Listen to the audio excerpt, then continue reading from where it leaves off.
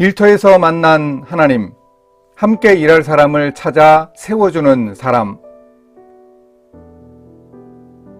안디옥 교회에 부임한 담임 목사 바나바가 목회를 잘했고 하나님이 복 주셔서 안디옥 교회가 크게 부흥했습니다. 바나바는 혼자서 성도들을 다 가르칠 수 없다는 사실을 알았습니다. 이런 상황이라면 어떤 선택을 해야 합니까? 사람 중심인 사람은 이런 점을 잘 파악하고 즉각 대응합니다. 이때 바나바는 의미 있는 일을 합니다.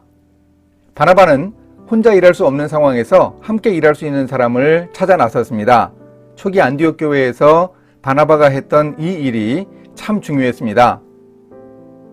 바나바가 사울을 찾으러 다소에 가서 만남에 안디옥에 데리고 와서 둘이 교회에 1년간 모여 있어 큰 무리를 가르쳤고 제자들이 안디옥에서 비로소 그리스도인이라 일컬음을 받게 되었더라. 사도행전 11장 25, 26절.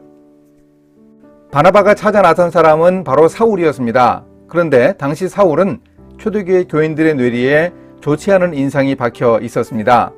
사람들은 여전히 스데반의 순교 사건과 사울을 연결지어 생각했습니다. 스데반의 처형에 결정적 역할을 한 사람이 사울이었습니다. 그리고 사울은 다메섹으로 기독교인들을 체포하러 가던 길에 예수님을 만나서 회심했습니다. 그리고 아라비아 광야에 가서 3년간 지냈습니다. 하지만 사람들이 사울을 주님을 만나 회심한 하나님의 사역자로 인정해 주지 않았습니다. 그래서 사울은 고향 다소에서 은둔하고 있었습니다. 그런 사울을 찾기 위해서 그의 고향까지 수소문에 찾아간 바나바는 결국 사울을 안디옥으로 데리고 와서 함께 사역을 했습니다. 제대로 일하는 사람은 이렇게 자신만 열심히 일하는 것이 아니라 함께 일할 사람을 잘 찾습니다. 그런데 나중에도 드러나지만 바나바가 데리고 와서 함께 일하려는 사울은 일하는 스타일이 바나바와는 상당히 달랐습니다. 바나바는 사람 중심 유형으로 온유한 스타일이었습니다. 그런데 사울은 들리는 소문만 봐도 적극적인 성격이고 목표지향적으로 일을 추구하는 사람이었습니다. 이 사실을 바나바가 모르지 않았을 겁니다. 제가 생각할 때는 바나바가 리더십에 있어서 서로 다른 유형 속에서 시너지가 나오는 것을 알았다고 봅니다. 이종 교배가 역동을 낳습니다. 자극을 줍니다. 서로를 효과적으로 세워줄 수 있습니다.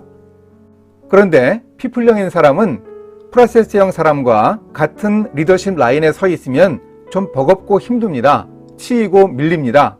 사람 중심인 사람에게는 일 중심인 사람이 부담스럽습니다. 그 위세에 찔리고 다치기도 합니다.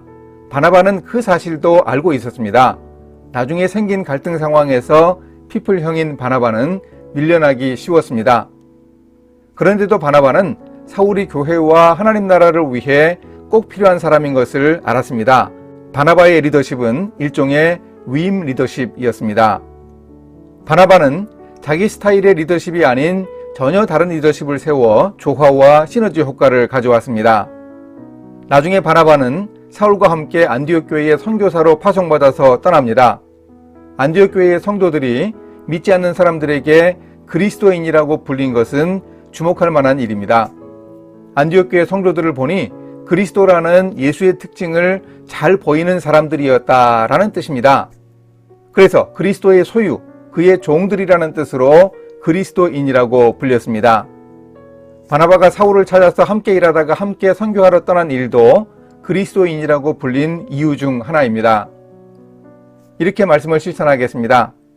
저도 사람에게 집중하겠습니다. 우리 크리스천들의 착한 행실을 보고 사람들이 우리를 하나님의 사람으로 인정할 수 있도록 애쓰겠습니다. 사람을 세워주는 리더십으로 세상 사람들에게도 부러움의 대상이 될 수 있도록 노력하겠습니다. 함께 기도하십니다.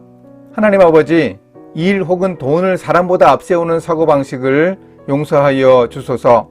함께 일하는 사람들을 세워주고 이끌어주고 도와줄 수 있게 인도해 주소서. 바나바의 사람 사랑과 사람 세우기를 잘 배워 아름다운 일터를 만들어갈 수 있도록 주님이 함께하여 주소서. 예수님의 이름으로 기도합니다. 아멘.